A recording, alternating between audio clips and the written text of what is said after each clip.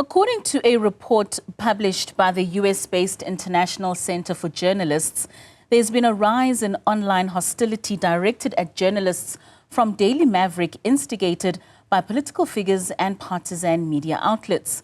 The study, which analyzes social media posts dating back to 2012, sheds light on the alarming trend. The online violence endured by some seasoned South African journalists is marked by disinformation, homophobic abuse, racist hate speech, and alarming threats of extreme sexual violence. Now, to get more insights, I'm joined by Pauli van Wyk, a Daily Maverick reporter. Pauli, thank you so much for your time and for joining us this evening. Now, this report focused on yourself, Ferial Haffajee, as well as Rebecca Davis. What was your initial reaction to this report? Were the findings a validation of your experience? Yeah, shock and surprise. And you think that this is bad, and you think that how can some person say this to you? And how is this even possible that there's so much hate in the world? And there's quite a stark realization when someone offers you this in a proper investigative report with empirical evidence that this is real, and it's not something that you maybe made up in your head, and that there needs to be something done about it. I mean, from your own experience, what kind of online violence are South African journalists facing, and how serious is this issue? It's very serious, mostly because of a colding effect on journalists. It's really problematic when people are being attacked for bringing the truth and shining a light on what is happening. And it means that people will start stopping. They won't publish online anymore. They won't tell the truth anymore. They will not shine a light on the truth. And that, especially in a democracy, is massively problematic and probably exactly what a number of people would want to do. So we received a lot of sexual violence, a lot of racial hate, homophobic violence. And then I think everything, it's an interesting way of looking at it, but every hateful thing being said towards journalists is actually targeted to them specifically, but the main theme around it is to undercut what they're saying. It's to undercut their validity, to dehumanize them. So when you are perhaps a transsexual or a gay person, you would be attacked on that. If you're a white female, you would be attacked because you're white and racist. When you're a black female, you'll be attacked because you are not part of a broader theme, or you're racist in a different way. So it's interesting how there's a sexual violence or violence is perpetrated against us in different ways. But the root cause of it and the aim of it is always the same thing. It's silence the journalists. And this, let's maybe talk about the perpetrators. I mean, if we are silencing the journalists, it's almost always linked to the fact that you're exposing information about specific and certain people. And the report speaks on some of these perpetrators being political actors of certain political parties, and of course then other media houses that are party to this. What was your take on that? Yeah, well, we've seen it. There's evidence for that, and we can see it. The experience is problematic because I think our jurisprudence in the country hasn't developed that far, and it's not only South Africa, I must say, it's the world over. And these kinds of talks that you and I now have, these kinds of reports, international congregations are meant to shine a light on what is happening, and that this really is serious. And that is why we have to have these kind of conversations more, because, when we go to a lawyer and say, we have a problem, we need to do something about this, the lawyer would tell you, what are we accusing the perpetrators of? And the prosecutors will say, what am I going to tell the judge? What did these people we are accusing of, what did they do? And the judge will say, well, what am I listening to?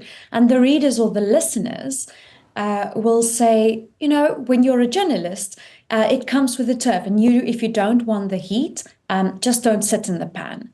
And that is a very problematic and widespread problem in the first instance, because people do not understand what's happening. They don't understand that they are being manipulated, that that journalists are being undercut, and that there's an alternative voice being created to ensure that the truth has not come out. And that's why it is absolutely crucial. And in them saying it comes with the job, I mean, this report shows that approximately 46% of the abuse that was directed to you appears to be explicitly designed to discredit you professionally. How did you deal with this in terms of a professional and a personal level as a journalist? God, it was frightening. So as a young journalist, you were taught that you have to take what people tell you very seriously. So there was never a way where as like in social media now, where we could so quickly, so actively speak to our readers or our listeners. I come from a place where I still worked with printed news, in newspapers. And so it always took quite long, and people had to write you letters, and there's a little bit of a barrier there, and it's only people who are really angry or really happy with you who cross that barrier. But when people tweet at you or Facebook or Instagram at you, and what we see now is there are groups being created to manipulate and to ensure that that you're not being taken seriously, and that there's an alternative message created around what you are saying. Internationally, we can see that certain, like Rana Ayub, an Indian journalist, about a few seconds after she tweets, there's a number of attacks on her already. So it's not at all about the content, clearly, that she tweets about. It is simply about her. And we realize it's the same with us. It's not about the content. It's not actually even about me as Pauli van Wyk, as a journalist in South Africa. It's about the message that people do not want out there. And that is quite serious. And we need to think about how we're going to manage that situation and educate our readers and our listeners. And that's quite alarming. I mean, the report does show that the less you tweeted, the less the rate of abuse that was subjected to you. And that's quite disturbing, especially in a time where we live most of our times on social media. How do you believe social media platforms and internet companies can play a role in preventing or reducing online violence, especially towards journalists?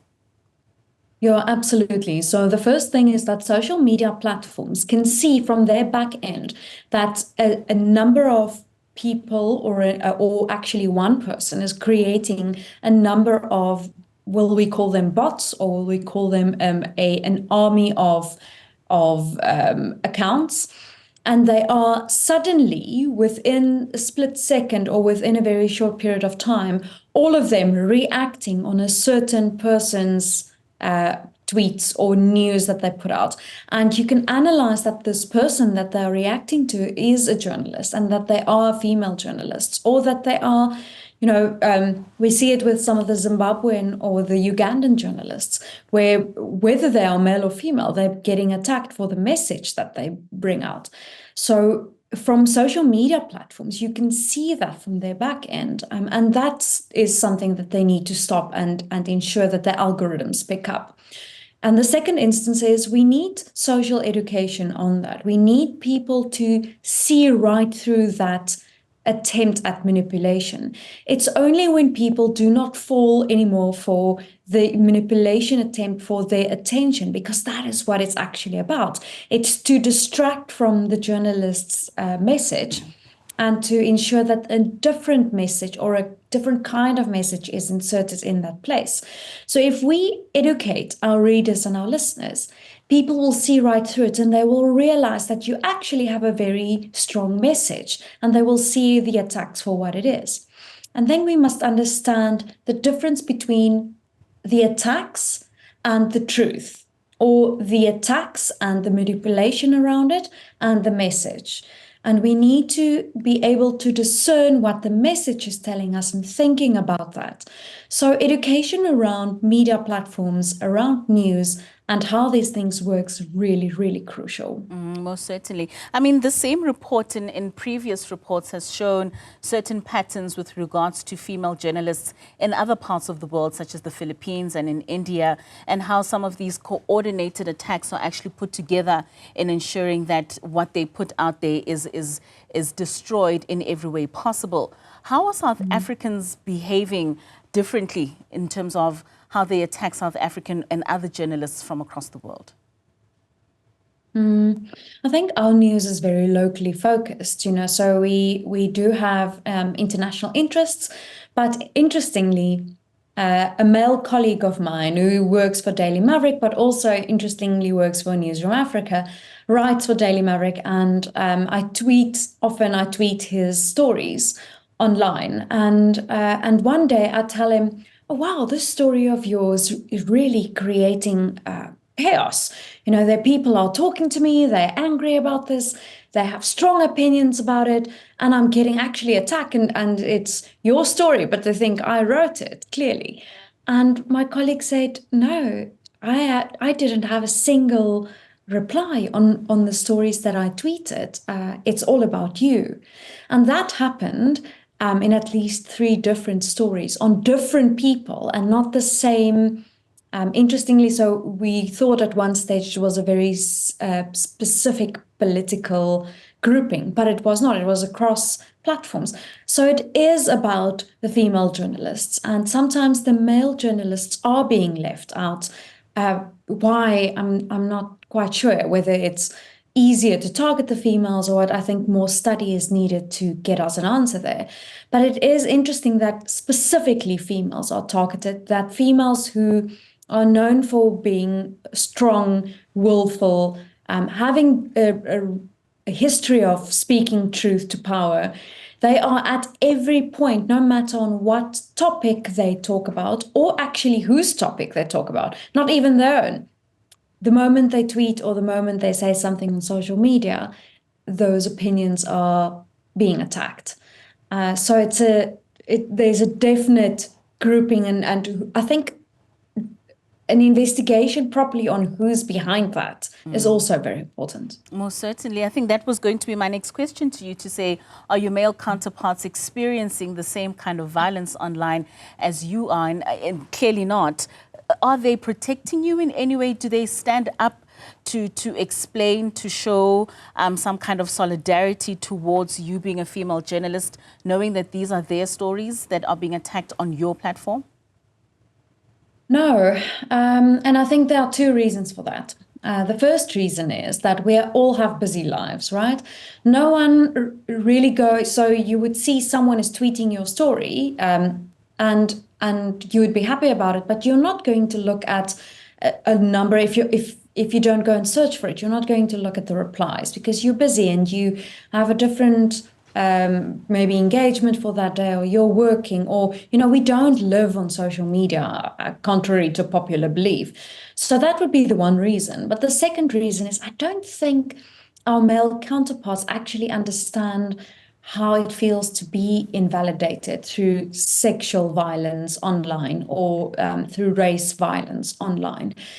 They are simply not attacked in that way, and so there's no way to explain to them that this is quite serious and that you need to help us and that you need to ensure that we are not attacked in that way.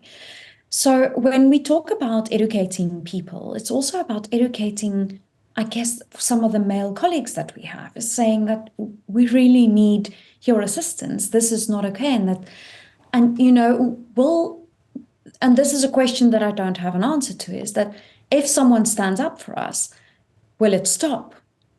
I don't think it will. But if, so study is needed for that. But I do think what might be more valuable is to know who's behind it and why are they doing this. And I think the answers will surprise. I think there's much more organization behind those groupings than we think. Lastly, Pauli, how can the general public as well as the media consumers help support female journalists that are being harassed online? It helps a lot when saying, this is not okay. Let's talk about the theme, let's talk about the merits of this case, but going after her sexually or in a violent manner or because she's either black or white or because she's a woman, that is not okay. That is not what this is about. So, or, the education that they have, or some people will just simply say that you're stupid or that you are a woman and you shouldn't be taken seriously, or that because of your past history, for whatever reason, you are clearly biased, So there are these just up in the air allegations that has no foundation and that cannot be backed up when you actually interrogate it, but sound really smart when you put it in a 140 character tweet. So I think the most helpful thing for people is to say, let's stick to the merit. If she's wrong, then let's discuss the merit of why she's wrong. But if she's right, then let's discuss that merit too.